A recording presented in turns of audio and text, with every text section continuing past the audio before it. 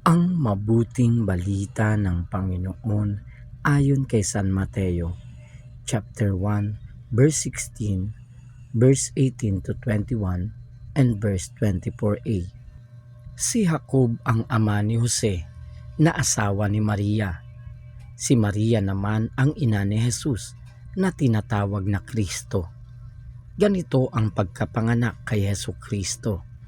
Si Maria na kanyang ina at si Jose ay nakatakda ng pakasal. Ngunit bago sila nakasal, si Maria ay natagpo ang nagdadalang tao. Ito'y sa pamamagitan ng Espiritu Santo.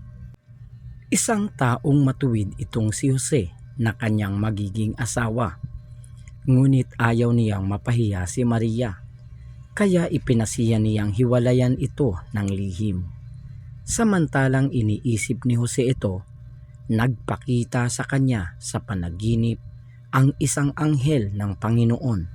Sabi niya sa kanya, "Jose, anak ni David, huwag kang matakot na tuluyang pakasalan si Maria, sapagkat siya ay naglihi sa pamamagitan ng Espiritu Santo.